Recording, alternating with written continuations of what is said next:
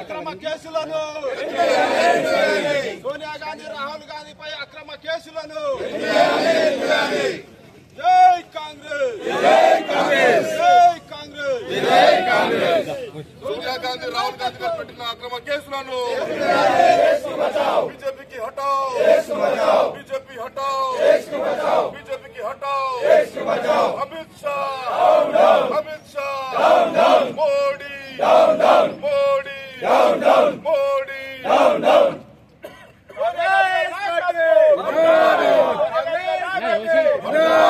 राहुल गांधी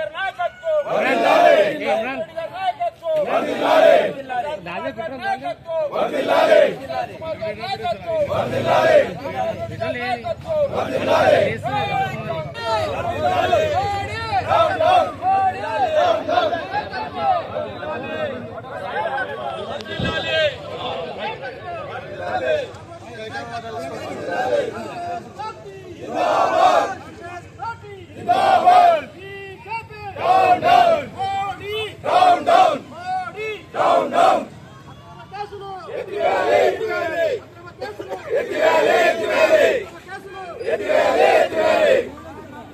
సంబంధించి నిన్న అనగా 15/4/2025 మంగళవారం నాడు ఛార్జ్షీట్ దాఖలు చేయడం జరిగింది.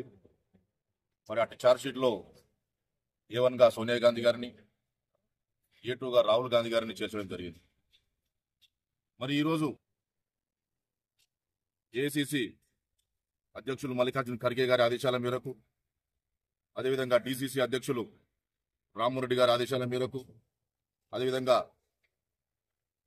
వికారాబాద్ నియోజకవర్గ శాసనసభ్యులు, తెలంగాణ రాష్ట్ర అసెంబ్లీ స్పీకర్ అయినటువంటి గడ్డం ప్రసాద్ కుమార్ గారి ఆదేశాల మేరకు మోడీ గారి దిష్టిబొమ్మ దహనం, అదేవిధంగా నిరసన వ్యక్తం చేయాలనే ఆదేశాలు రావడం జరిగింది. ఇటు కార్యక్రమాన్ని చేస్తున్నటువంటి సందర్భం లోపల మరి బీజేపీ ప్రభుత్వం, భారతదేశంలో ఉన్నటువంటి బీజేపీ ప్రభుత్వం, ప్రధానమంత్రి మోడీ గారు వారికి ఎక్కడ కూడా సమాజ్ కొట్టని పంచాయతీ ఉన్నది, సమాజ్ కొట్టని పరిస్థితి ఉన్నది. మరి ఎందుకనంటే రాహుల్ గాంధీ గారు కాశ్మీర్ నుంచి కన్యాకుమారి వరకు మరి ఎర్రటి ఎండలో, చల్లటి మంచులో మరి వారు పాదయాత్ర చేయడం, అదేవిధంగా తెలంగాణ రాష్ట్రంలో బీసీ కులగణన చేయడం, అదేవిధంగా ఇదే తెలంగాణ రాష్ట్రంలో యనమల రేవంత్ రెడ్డి గారు ముఖ్యమంత్రి గారి ఆధ్వర్యం లోపల మరి ఎస్సీ వర్గీకరణ చేయడం, మరి ఇలాంటి కార్యక్రమాలన్నీ కూడా ఈరోజు కాంగ్రెస్ పార్టీ తీసుకోవడం మరి వారికి ఎక్కడ కూడా సొప్పుతలేదు. మరి వాళ్ళకి ఎక్కడ కూడా సుధరించని పరిస్థితి ఉన్నది. ఈరోజు కాంగ్రెస్ పార్టీకి మంచి పేరు వస్తున్నది, ఈరోజు కాంగ్రెస్ పార్టీకి మంచి ప్రజాదరణ వస్తున్నది. మరి ఎలాగైనా వీళ్ళ మీద కేసులు పెట్టి వాళ్ళ మీద ఛార్జ్షీట్ వేసి వాళ్ళు ఇబ్బంది పెట్టాలి, వాళ్ళ కోట్ల చుట్టూ దింపాలి, వాళ్ళని పరిశాన్ చేయాలనే ఒక దురుద్దేశంతో ఈరోజు ఛార్జ్షీట్ వేసి A1 గా సోనియా గాంధీ గారిని, A2 గా రాహుల్ గాంధీ గారిని చేర్చడం జరిగింది. మరి కాంగ్రెస్ పార్టీ పక్షాన ఈరోజు మేము ఒకటే డిమాండ్ చేస్తూ ఉన్నాం, ఎట్టి పరిస్థితుల్లో ఈ నేషనల్ హెరాల్డ్కి సంబంధించినటువంటి కేసును వాపసు తీసుకొని ఈ ఛార్జ్షీట్ ను రద్దు చేసేంత వరకు మా ధర్నా కార్యక్రమాలు కానీ, మిమ్మల్ని ఎక్కడెక్కడ అడ్డుకోవడం కానీ ఈ కార్యక్రమం తప్పకుండా భారతదేశం వైపున మొత్తంగా చేస్తాం. మిమ్మల్ని ఎక్కడెక్కడ అడ్డుకుంటాం. ఈ కుట్రలు కుతంత్రాలు, ఈరోజు బీజేపీ చేస్తున్నటువంటి కుట్రలు కుతంత్రాలు కూడా మరి రాజకీయ నాయకులే కాదు, ప్రజలందరూ కూడా గమనిస్తున్న పరిస్థితి ఈరోజు మనం భారతదేశంలో చూస్తా ఉన్నాం, తెలంగాణ రాష్ట్రంలో కూడా చూస్తా ఉన్నాం. తెలంగాణ రాష్ట్రంలో అందరూ కూడా చెప్తా ఉన్నారు, బీజేపీ వాళ్ళు ఎక్కడ కూడా మనకు ఫండ్స్ ఇవ్వకపోగా, మన రాష్ట్రాన్ని ఎక్కడ కూడా ఆదుకోకపోగా, మరి ఈ రోజు తెలంగాణ రాష్ట్రంలో కాదు భారతదేశంలో మరి సోనియా గాంధీ గారి మీద, రాహుల్ గాంధీ గారి మీద కేసులు పెట్టి వారి మీద ఛార్జ్షీట్లు విడుదల చేయడం అనేది చాలా ఘోరమైన పరిస్థితి అని చెప్పి ప్రజలందరూ కూడా ఈ రోజు పొద్దు నుంచి మాట్లాడుతున్న పరిస్థితి ఈరోజు మేము చూస్తా ఉన్నాం. కాబట్టి బీజేపీ పార్టీని మేము ఒకటే హెచ్చరిస్తా ఉన్నాం, మోడీ గారిని మేము ఒకటే హెచ్చరిస్తా ఉన్నాం, అదేవిధంగా అమిత్ షా గారిని కూడా హెచ్చరిస్తా ఉన్నాం. ఎట్టి పరిస్థితుల్లో మరి వారి పైన ఛార్జ్షీట్ ఏ విధంగా చేసిర్రో దాన్ని వెంటనే క్యాన్సిల్ చేసుకోవాలి, దాన్ని వెంటనే వెనక్కి తీసుకోవాలి. లేదంటే బీజేపీ హటావ్ దేశ్కు బచావ్ అనే కార్యక్రమాన్ని తీసుకొని తప్పకుండా ఎక్కడ బీజేపీ నాయకులు కలిస్తే అక్కడ వాళ్ళని అడ్డుకుంటాం, వాళ్ళని తప్పకుండా ఎక్కడిదక్కడ వాళ్ళని చేసి ఇళ్ల నుంచి కూడా బయటకు వెళ్ళని పరిస్థితి మేము కాంగ్రెస్ పార్టీ ఈ తెలంగాణ రాష్ట్రంలో తీసుకుంటుందని చెప్పి ఈ సందర్భంగా మీకు అందరికీ తెలియజేస్తూ, మరి అదేవిధంగా ఈ కార్యక్రమాన్ని ఏవైతే బీజేపీ కార్యక్రమం తీసుకున్నదో ఈ కాంగ్రెస్ పార్టీ మీద, సోనియా గాంధీ గారి మీద, రాహుల్ గాంధీ గారి మీద ఈ బురద జల్లే కార్యక్రమం ఏదైతే తీసుకున్నదో దాన్ని వెంటనే వాపసు తీసుకోవాలి అని చెప్పి ఈ కాంగ్రెస్ పార్టీ తరఫున మేము తీవ్రంగా దాన్ని ఖండిస్తా ఉన్నాం. మరి వెంటనే తీసుకోకపోతే తప్పకుండా ముందు ఇంకా పెద్ద చర్యలు తీసుకుంటాం.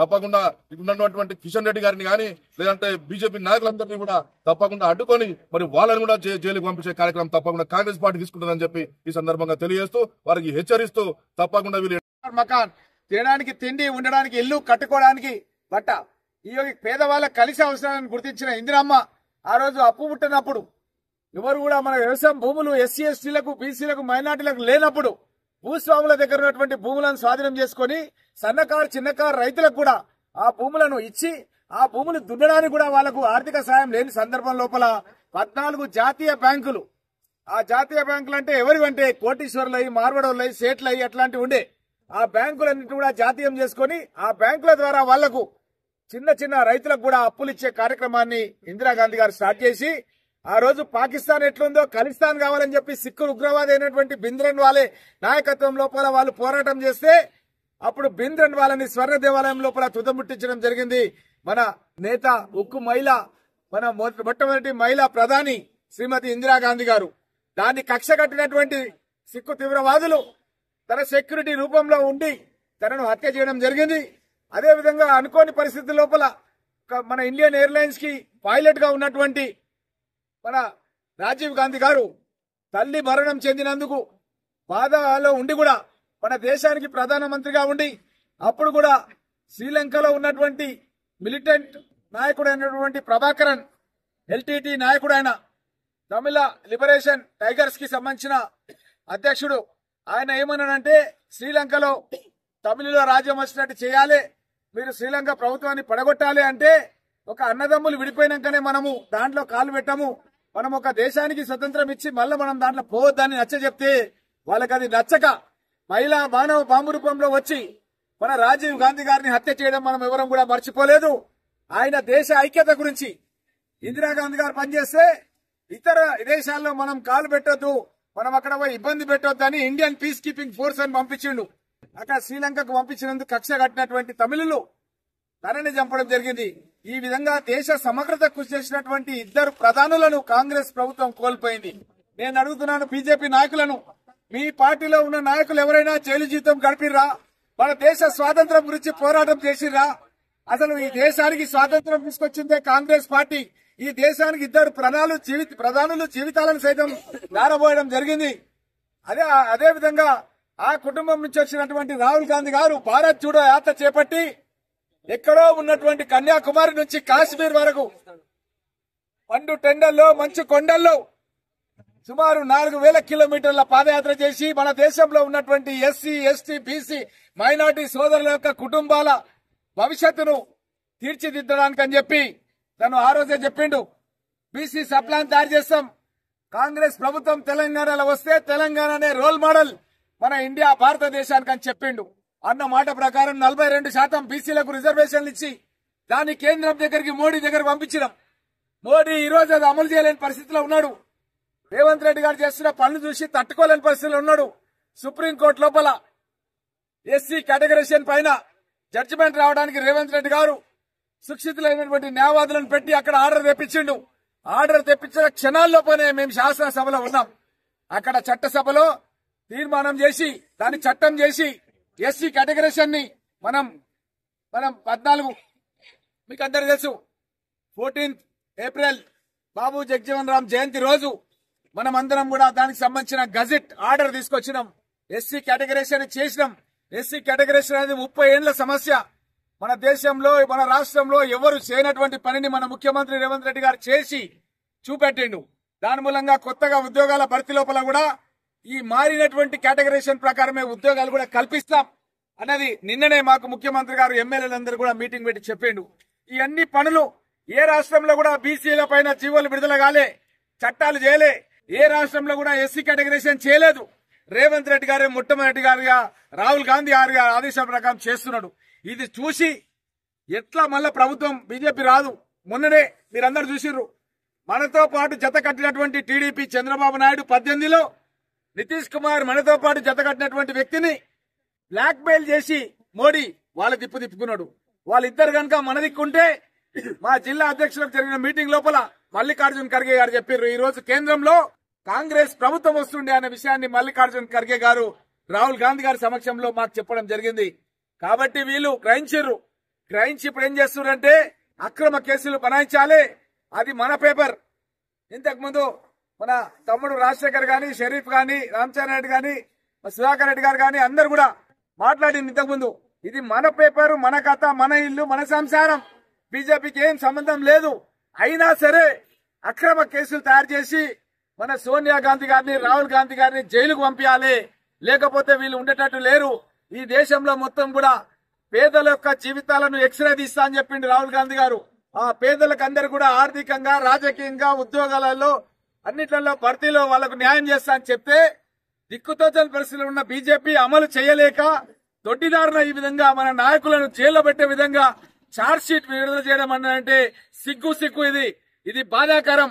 మన రాజ్యాంగం ఇచ్చినటువంటి మన బాబాసాహెబ్ అంబేద్కర్ గారు ఎంత కష్టపడి మన దేశానికి రాజ్యాంగం రాసి అవకాశం కాంగ్రెస్ పార్టీ కల్పించి ఆయన న్యాయశాఖ మంత్రిగా చేస్తే ఈ రోజు దానికి తిలోదాకాలు ఇస్తున్నటువంటి పార్టీ బీజేపీ పార్టీ. కాబట్టి ఈ పార్టీకి గుణపాఠం చెప్పడానికి రేపు భవిష్యత్తులో కాంగ్రెస్ పార్టీ ఆధ్వర్యంలో ఎలాంటి పోరాటాలకైనా కాంగ్రెస్ పార్టీ నాయకులం, కార్యకర్తలం ఎప్పుడు కూడా రెడీగా ఉంటామన్న విషయాన్ని సభ్య సమాజానికి, ప్రజలకు, వికారాబాద్ జిల్లా ప్రజానికానికి అందరికీ కూడా తెలియజేస్తూ ఈ రోజు ఈ నిరసన కార్యక్రమం మొట్టమొదటి ఒక కార్యక్రమం, ఫస్ట్ ప్రోగ్రామ్ ఇది. ఇంకా చాలా ప్రోగ్రాంలు చేస్తాం. బీజేపీ నాయకులను తిరగనీయం. తెలంగాణ రాష్ట్రం లోపల మీకు సిగ్గు శరం ఉంటే మొట్టమొదట మేము బీసీలకు సంబంధించింది ఆల్రెడీ శాసనసభలో ఆమోదం తెంపి ఢిల్లీ కేంద్రానికి పంపించినాం. మీరు అమలు చేయండి. మీరు చిత్తశుద్ధి ఉంటే మీరు అమలు చేయకుండా మా నాయకుల పైన, దేశానికి త్యాగం చేసినటువంటి నాయకుల పైన మీరు అక్రమ కేసులు పెడుతున్నారు. తలుచుకుంటే సోనియా గాంధీ గారు ప్రధానమంత్రి అవుతుండ్రే, తలుచుకుంటే రాహుల్ గాంధీ గారు ప్రధానమంత్రి అవుతుండే. కానీ మా నాయకులు అట్లా కాకుండా ఒక దళితుడు అయినటువంటి మల్లికార్జున ఖర్గే గారిని ఈ రోజు కాంగ్రెస్ పార్టీ అధ్యక్షుడిగా బాధ్యతలు చేపడితే ఈ రోజు దిక్కులేని పరిస్థితుల్లో ఈ విధంగా అక్రమ కేసులు పెట్టడాన్ని నిరసిస్తూ వికారాబాద్ జిల్లా నలుమూల నుంచి వచ్చినటువంటి నాయకులకు, కార్యకర్తలకు అందరికీ ధన్యవాదాలు తెలియజేస్తూ సెలవు తీసుకుంటున్నాం. జై కాంగ్రెస్.